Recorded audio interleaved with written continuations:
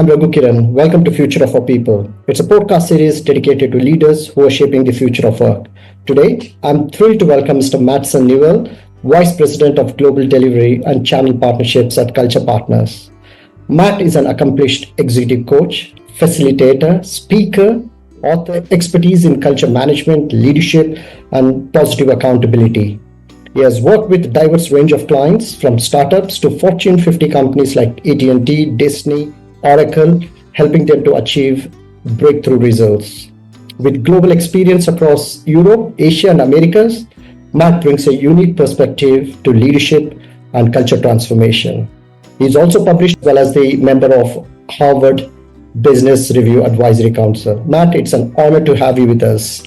Raghu, thank you for having me. I look forward to our conversation. Well, brilliant. First and foremost, I would love to understand, you've been doing quite a number of things. You're the member of Harvard Business Review Advisory Council. You're also published author in Forbes. How do you get time? You know, it's all about making time, Raghu. So I've been with Culture Partners with the firm now. This will be 17 years this year, and have really enjoyed the work we do. And because of the work we get to do around leadership development, around culture and accountability, it is a passion for me. And so I make the time to reach out, and we love connecting with leaders and organizations around the world, helping them understand how these tools of culture and accountability and leadership development can help set them and their teams up for greater success. Was pretty impressive, Mattson. And before we explore your amazing work within Culture Partners, right, and the impact you have had with your clients, let me start with a personal question, right?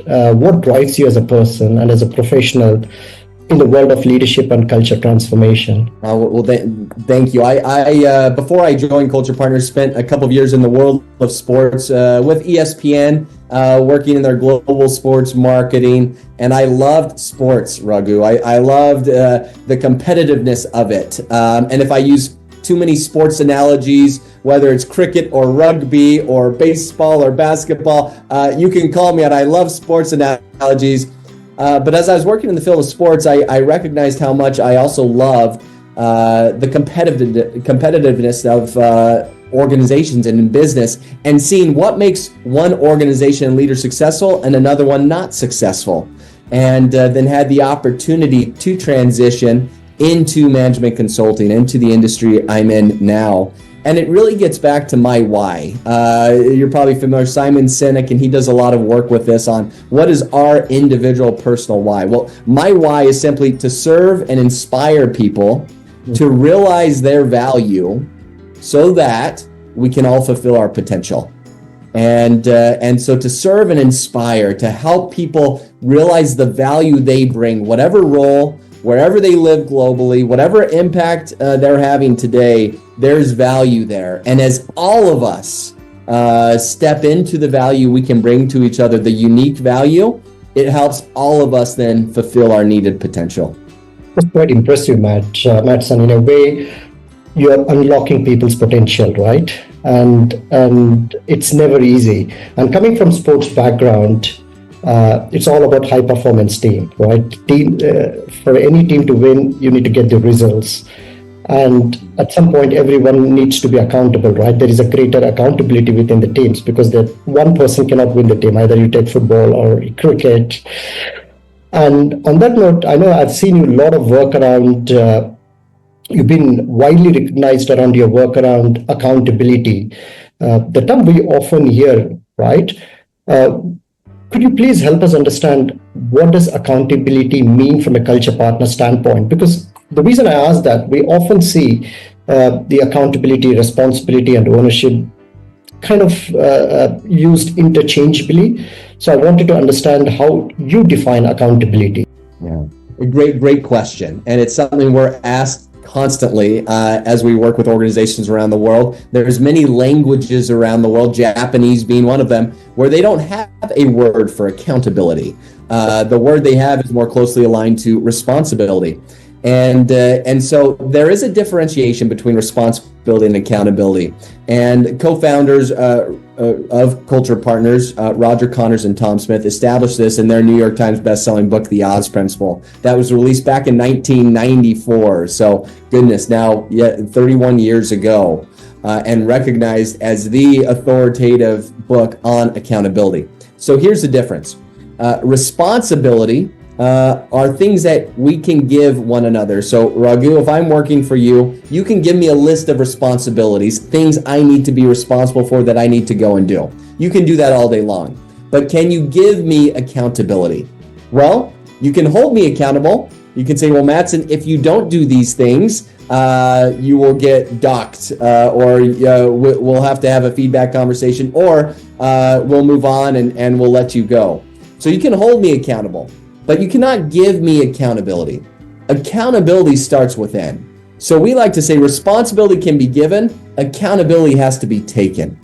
In other words, when you look at accountability, it's been so broken for so long. Accountability has this negative, punitive, historical definition of accountability is the boss storming into the room saying, okay, who messed up? Heads are going to roll.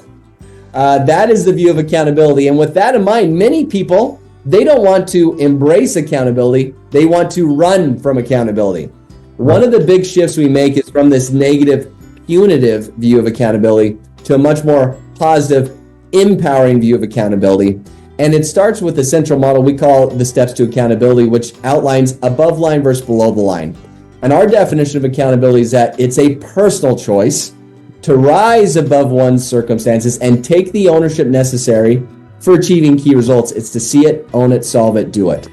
So that's how we differentiate responsibility and accountability, and also turn accountability from the negative to the positive.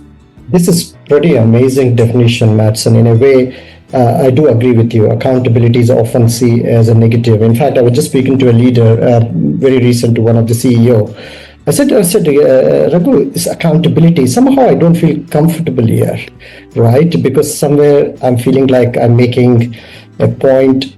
It's a negative thing where I'm kind of accusing people, right? You've not done your job. I do agree with you. There's so much of negativity around that, and people, and the word does come across as it's personal, right? You're personally attacking them. And the other issue that what I see, Mattson, and I would love to get your thoughts as well. Well, as you said, it's a proactive and personal choice and empowering. We often see that I take greater accountability. The people around me doesn't take the accountability. I'm accountable for the results. I'm proactive. I take ownership of the results or ownership of anything that comes across. But people around me, they see that as an opportunity and they check all the work towards me. You know what I mean? So how do we create that kind of a greater accountability so we can move the business forward in the right direction? Yeah, it's an interesting point, and one we see often. And Raghu, with your experience, your impressive background, the leaders you work with, I know you've seen it as well. The risk you run when this happens is you burn out your top performers. You burn out those individuals who are the ones who want to take accountability. So as leaders, what you need to make sure you're doing is creating a culture of accountability, not isolated individual accountability, which can become very challenging, but a culture of accountability. And it really starts with clarity. From the moment you are interviewing someone to possibly bring them on board in your organization, from onboarding to performance management to the ongoing achievement of results and learning from failures. Let's be real. I know on many podcasts like this, we can just talk about success and results. Let's also talk about failure. Let's talk about when we do miss, when we do have losses. That is so important. And this is really where you can tell a culture of an organization. When they lose, what happens? Are they learning from it and coming together and saying, okay, how can we now move forward? Or are they blaming? Are they blaming each other? Are they blaming the economy? Are they externalizing blame? And that's really where you can tell where the culture really is. Are they a culture of accountability where they're saying, we lost, we recognize it, let's learn and move? Or are they a culture of, we lost, who's to blame? I want to make sure I'm not the one to blame. And so they start blaming or accusing others. That is not a culture of accountability. So this mindset of having a culture of accountability, what does it start with? starts with clarity, meaning how clear are we on the results we're trying to achieve? And then it starts with alignment, making sure everyone in the organization's aligned so that you don't have people on the sideline saying, Raghu, yeah, great, keep going. You're doing fantastic on the results. We'll just stay here on the sidelines watching you achieve those results. So you've got to have clarity of what are the results, alignment, everyone's invested. And if they're not, then you need to coach. You need to coach and lean in and hold them accountable in a positive, principled way so that then you can get to this key word of accountability. So we spend the majority of our time working with leaders trying to create this culture of accountability around these three words: clarity, alignment, and accountability for the results you're trying to achieve. These are gold mine, Mattson, and I think there's a lot of things that I would love to dig here as well. You mentioned a point around key results, right? I personally agree. The key results brings clarity to people, but based on my previous experience or the clients that I was working with previously, I've not seen many leaders are comfortable in sharing. I know they're very big when it comes to mission critical priorities, right? What are the priorities that we as an organization are focusing on rather than, yes, they do talk about vision. We want to be a $5 billion company. We want to be 10 billion. It's a bigger vision. But from your experience point of view, Mattson, we wanted to understand why are these key results are so important in shaping the behaviors so everyone takes the right actions? I'll share anecdotally an example. I was working with a large global organization, 20,000 team members. We were meeting with the CEO in their office. I remember this meeting like it was yesterday because we started here. They brought us in and said, Mattson, we want you to work on our culture. And being culture partners, we smile and say, yes, we would love to. We would love to partner with you on culture. But our next question is always this: a culture to do what? What do you want your culture to achieve? We don't want to come and waste our time or your time to work on culture for culture's sake. Or many people, they look at Silicon Valley and they say, oh, we want a culture like Apple. We want a culture like Google. We want a culture like these companies. And we would push back and say, you do not. And here's why. Their culture works for them to get the results they need to achieve. You need a culture that's going to work for you and help you achieve your results. So we were having this conversation with the CEO and pushing on, what do you want your culture to achieve? And we were talking about key results. What are your key results? He looks at us and says, Mattson, we are crystal clear on our key results around here. In fact, I send them out every other week. Now, I was getting excited, Raghu. I thought, this is terrific. We don't hear this very often working with leaders. So I asked him, what are the key results? He then proceeded, side of his desk, he pulled out a folder, opened it up, and proceeded to show me 127 different key results that they were focused on as an organization. Now, I laugh and you laugh because we all know what the problem is with 127 different key results. Nothing is key. Nothing is critical. Nothing is focused. Now, we were able to work with this leader and get them down to three key results that everyone in the organization, regardless of title, regardless of position, 3 key results everyone could impact. Now, these 3 key results, it's important as you think of key results, and we do find, and in human psychology and research has shown, 3 is the magic number. 3 is the number you should be leaning into as an organization. But these 3 key results, they need to have what we call are the 3 M's. These key results, they need to be measurable. If you can't measure it, you can't move it. Secondly, it needs to be memorable, meaning this is part of the reason behind 3. No one can remember 127. And what happens is you create silo environment of, well, the sales team will take the key results they're accountable for. The operations team will take what they're accountable for, marketing, what they're accountable for. And so you drive silos unintentionally. But when you have 3 key results that everyone touches, it helps break those silos down and drive more collaboration. So needs to be measurable, needs to be memorable.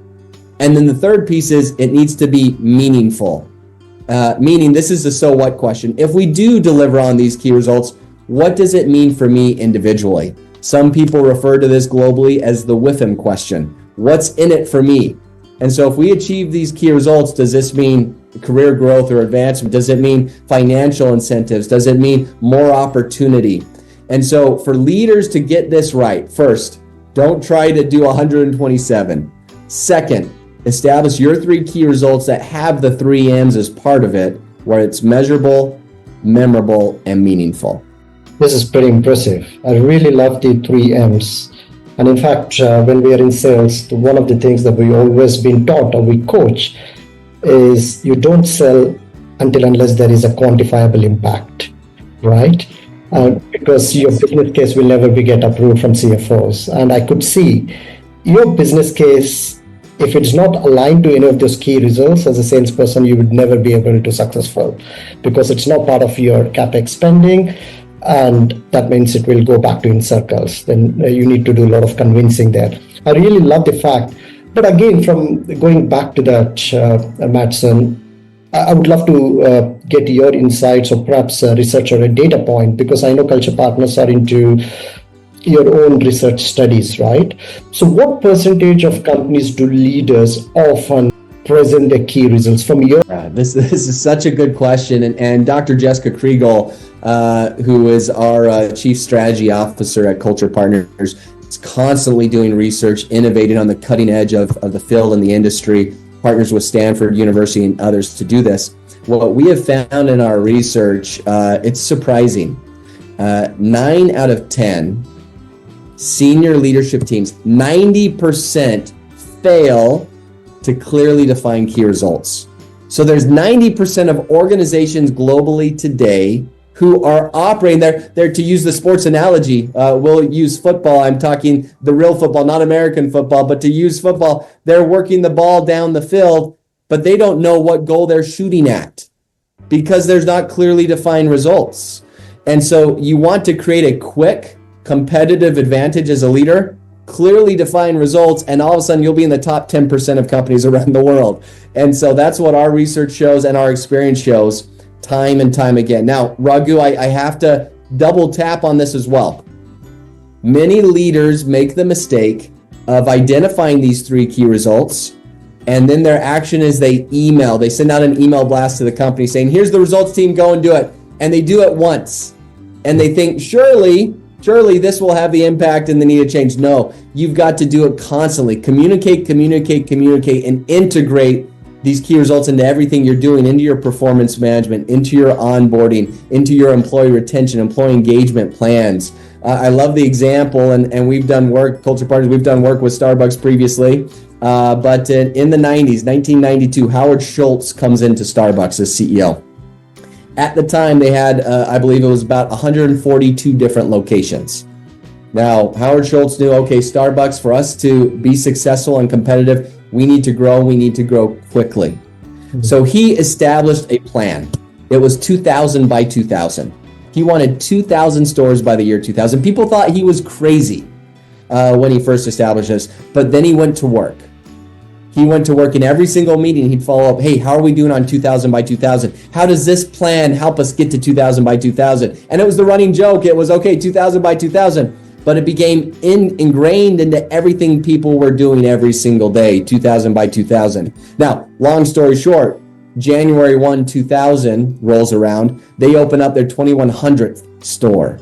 There is power in repetition. There is power in focus. There is power in simplicity. And as leaders, to get to that simplicity, it's not just an email blast. You have to keep it top of mind and continue to focus on it and make sure your team, back to clarity, alignment, and accountability, that you're constantly reinforcing that throughout your journey to deliver your results. This is pretty impressive, Mattson. And I think that's a classic example, which we often see that, right? You send an email, and that's where the real activation comes in, right? We really activate those results at every level within the organization as well. And you made an interesting point. Is there any correlation between companies that do not define these key results has a direct impact on this poor engagement or misaligned teams or prioritization to the companies who have defined these key results, that there is a clarity and focus? I just wanted to get your views around that. Yes, so there is research out there, and we have our own research that again, we've done collaboratively with others. But in short, in terms of bottom line results, If you look at, and this is from 2021 to 2024, companies that led with clarity and alignment and accountability, that had what we call their culture equation fully defined. So they were aligned and they led with this. They increased the change in revenue over a 3-year period of time for the companies that did do this was 42.7% of a change in revenue. So excellent growth, fantastic results that they achieved. Companies that did not do this over the same 3-year period of time, there was a negative 0.1% growth. So basically, if you don't do this, you're already behind your competitors. 42, if I do the math, I'm no mathematician, 42.6% you're behind. So in short, culture impacts results. Okay. You get your culture right and lean into clarity, alignment, and accountability. It's going to lead to better results. Really love your if you'd asked 20, 30 years ago, I don't know, I never came across that culture directly impacts results. It's pretty impressive how you made that in a very simple way and based on factual as well. Culture does impact results. I'm curious to learn, Mattson, how do you define culture, by the way? Yes, this is a question. So it's very similar to accountability. Culture has been misdefined in languages, in regions around the world. And if you ask leaders today, Raghu, around, hey, are you working on your culture? Every CEO is going to respond and say, yes, we are working on our culture. But then the follow-up question is always interesting. How are you working on your culture? Some of them will struggle. Some of them will say, well, we have casual Fridays, we have ice cream socials, we do this, we do that. And they go to activities, which, look, that is a part of culture and that is important. But the CEOs who really get it understand that culture connects to their strategy and impacts their results. And so how we define culture is it's not a standalone. It's your purpose as an organization plus your strategy raised to the power of your culture produces your results. In other words, culture is the way your people think and act in the organization today. Culture is about thinking and acting. And if their experiences and their beliefs, their thinking and acting is not aligned, that's a signal to me as a leader that I need to create a new, better, different culture to create new, better, different results. If I don't do this, and we see many companies here at the turn of the year, it's January 2025, we see many organizations who they take these new aspirational results and they try to stick them on top of existing culture. And they hope that their culture is going to produce their results. You and I both know, working with leaders over the years, hope is not a strategy. And so the strategic piece is when you run into this, it causes what we see or what we term as cultural contradiction. When your culture is not aligned to achieve your results, it's going to hit up against the results and not achieve it. But again, to achieve new, better, different results, you also need to align your culture and the way your people are thinking and acting, the experiences they're having that are forming their beliefs, that are driving their actions, and that are producing their results. It's pretty impressive, Mattson. I love the way everything you keep it simple, right? It's your definition of accountability or is your definition of culture. Where did we learn this culture? It's all about thinking and acting in a similar way. I never understood that was a culture, but that's what I love about your thought leadership, the difference that you and culture partners have made to clients, right? You keep things simple so everyone gets it. I've done my MBA. I've never ever learned, in fact, culture was itself a very big topic. And I don't remember anything that I've learned in MBA, to be honest. And when you're saying those definitions, I find it very simple and it's easier to adapt as well. And one of the challenges that we often see, and of course, I would love to seek your inputs as well, Mattson, is I often speak to leaders where they struggle to establish certain expectations, right? They struggle to establish, and also I often see how do you manage some of those unmet expectations as well. So I want what advice you give to leaders who are facing these challenges. Yeah, it's to your business school example. It's impactful because many who have gone down that path, myself included as well, with graduate studies, There's a finance 101. There's a strategy 101. These courses you're taking. Unfortunately, there are a few that are starting to do this, but you don't have a culture 101 course. It's just assumed that will be part of your leadership responsibilities. So we're trained on finance, strategy, and marketing, but we don't train on culture, which brings it all together. And so as leaders, to your question on when there are unmet expectations or when results are missed, where do we start? Well, we do start with the leader first and foremost, and we go to this piece of clarity. How clear have you been on your key results? How clear have you been with coaching your team? Often what we find, and Gallup just earlier this week, they released their employee engagement studies again and shared that they are at an all-time low in terms of employee engagement globally. So what's causing this? From our perspective, we'd share two things. Two things are causing this. First, lack of clarity around what they're doing in organizations and tying into purpose, making sure people feel that their purpose is connected to what you're doing as an organization. If they don't, then they're just individuals who are they're punching the time clock. They're clocking in and out and going through the motions. They're not fully engaged. And so tying into this purpose and clarity. And then the second piece is the culture is not setting them up for success. And so those individuals, back to the value piece, all of us have inherent value. Part of the challenge, or I'd rephrase that, part of the opportunity that we have as leaders have is to set our people up for success, to know their strengths and their weaknesses, and to put them in a position where they can really thrive. Now, sometimes that position might be outside of your organization, and that's a hard conversation to have, but it's reality. And you don't want to be keeping someone in your organization who's underperforming. You're coaching, you're investing in them, but it's not the right fit. That's not good for them or for you. And so you want to coach them to a better organization, to a better fit for them.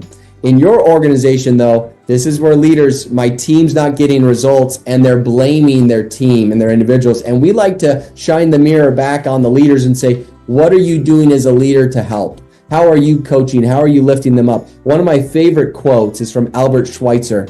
He says this: when it comes to influencing others, example is not the main thing. It's the only thing. So your example as a leader and being accountable in a positive way and coaching your team when they do miss a result and looking and saying, what is my accountability in this? How can I better help as a leader? That's where when you go to missed expectations, it's not who's to blame, it's how do we come together as a team to inspire and help us move past this together. That's when you get transformational change that sticks versus micromanaging leadership of I'm constantly having to manage this person because they're not getting results. Well, there's something missing. And you could probably trace it back down to clarity, alignment, or accountability around what piece you need to coach on to help them. I love that. I love that in terms of having that clarity as well. I mean, we are living in a VUCA world, right, Mattson? And there's so much of uncertain complexity and ambiguity. And in fact, I speak to so many, even at the level 3 and level 4 employees, they have no idea in terms of how their job is impacting in the bigger purpose. Because, and you do lose high performers because high performers want to be part of something bigger than what they do. And I always say this to leaders as well. People live and go, but if a high performers leave, then that means there is a problem. So you don't want to lose them. And I recently had a very good conversation with the CHRO as well. I said, Raghu, I wonder you could help me in a way. I'm losing few good people. I said, why? Because they all wanted to grow, but we don't have any roles open, right? And how do we go about it? Again, it was a very interesting conversation as well. When I probe deeper, again, it goes back to the fact that they were just hitting KPIs. They were thinking they were doing a great job. What's next? But if you make them accountable for the results, let them take ownership and see roles. They do not necessarily have to be in the same department, but they can look at cross-functional as well. And I think that's where I see they're missing the trick. But even CHROs are trying it. I see many leaders are doing it. but they are not able to influence and convince because employees do not want to change. Oh no, I'm great at marketing. I don't want to do some sales part. I don't want to do it. But giving that exposure and experience and education in a very meaningful way makes a lot of difference as well. And again, going back to that, Mattson, and I think what you said is giving that clarity does make a lot of difference as well. Right. I mean, this has been amazing and insightful conversation. I would love to touch on a couple of personal, because this is something I always ask for leaders, because it's always, there's one or two habits that every successful leader makes, has made them successful. So is there any personal habit or practice that you diligently followed all your life that has shaped you as a person that you're in today? Yeah, well, thank you. This is a hard question, but I'd share from this standpoint. There's two things I'd share. So, born in Stockholm, Sweden, and then moved to the United States. Spent time in Brazil, Sao Paulo and Recife, Brazil, and also lived and spent time in Tokyo, Japan, and then back to North America, to the United States, and always have loved the different experiences globally, and recognizing the goodness in people, inherent in people globally, has been fantastic. A practice my mother instilled in me was writing thank you cards. We would have something we'd call family home evening, where we'd gather as a family once a week, and we'd talk about things, and then we'd talk about who are people we can reach out to with thank you cards. And this attitude of gratitude has greatly shaped my life, and always looking, even when times are challenging, even when times are hard, thinking about what can I be thankful for, because there's always things we can be thankful for. So an attitude of gratitude is something that has greatly benefited my life, and something I hope to instill in my children and others as well. And then secondly, I'd share this idea of a physical workout. There's 4 areas I try to work out every single day, and for me, the time is the morning. I love getting up early in the mornings. For some people, I know they more are late nights, others afternoon. But every day, I try to hit the 4 following categories. I do a physical workout, I do a spiritual workout, I do a mental workout, and then I do a social workout, which usually involves a thank you card or something I can reach out. The mental workout, reading and seeing what's out there and continuing to challenge myself. The spiritual workout, my own religious convictions and beliefs, studying scripture and other things. I do like to lean into that as well. The spiritual workout, prayer, meditation is critical. And then, of course, the physical. So I find, Raghu, when I get those 4 right, and I'm not perfect in any means at doing those, but when I hit on those 4 workout areas in my morning routine, physical, spiritual, mental, social, it sets up my day for success, and it allows me then to fill my cup so that I can go and fill others as well, and help them with the value they bring and their amazing potential that they have. This is pretty impressive, Mattson. In fact, once again, I love the structure. I never thought about it. I do a lot of workout as well, but I never thought in terms of physical, mental, and gratitude. What a lovely way of doing it as well. I just simply admire your way of approach towards life as well. Mattson, finally, before you leave, what advice you would give to an emerging leaders? Because we have a lot of audience who wanted to grow in their career life, who are striving to make a meaningful impact in their organization. What advice you would give to those emerging leaders? Yeah, I'll share. I started the year off in Central America last week, and working with an organization, one of the largest mergers and acquisitions taking place globally today, and working with emerging leaders. And so had an opportunity to recently have this kind of conversation. And I would share to those emerging leaders, you matter, you're needed. And so keep that in mind as emerging leaders. Don't feel defeated, don't feel down as the economy, global economy will go up and down, changes will come, organizations will shift. But you as an emerging leader matter. And you're needed. You're going to make an impact. And there's 2 things I'd share as an emerging leader. Seek out the value you can bring over the money you can make. The money you can make will come when the value you bring is so great that it forces the compensation to increase. So as an emerging leader, think, where can I bring the most value? You do that, and compensation and opportunity will take care of itself. The other piece I'd share is seek out the role over the title. The role, the experience, Raghu, you hit on this earlier, the experience you can have and the impact you can have is not always necessarily tied to a title. And so when you're looking at roles, look at what are you actually going to be able to do versus the title it holds. And if you lean into the role and that experience, you will find the titles will come.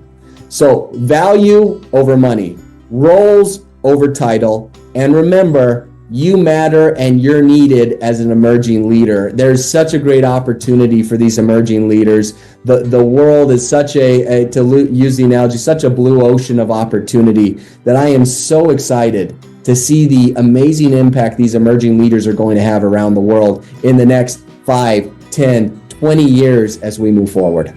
Very impressive, Mattson. Thank you once again for your lovely wisdom. I would say this is one of the most intelligent conversation I've had recently. It's very impressive the way you kept it very simple. As you rightly said, accountability starts by defining the key results. You've talked about the 3 M's, meaningful, memorable, and measurable, if I'm right.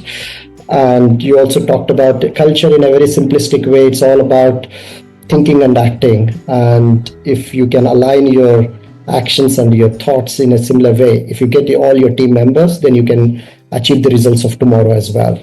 And you also gave an amazing bit of insights around how leaders can especially manage unmet expectations, because they need to go back to their accountability and culture issues as well. And finally, your words of wisdom for emerging leaders. So thank you, Mattson. And I think this has been an amazing conversation. And do you have any piece of advice for myself or anyone finally before you leave? Thank you. I would just share, thank you. This has been a very enjoyable conversation. I've loved being able to connect with you and learn from you, and just love the work you're doing out in the world, the light and the goodness you're spreading around leadership and development and experience and impact. Keep up the great work, Raghu, and it's been an absolute pleasure connecting today. Thank you, Mattson. Have a great day, and we'll be in touch. Thank you. Thank you.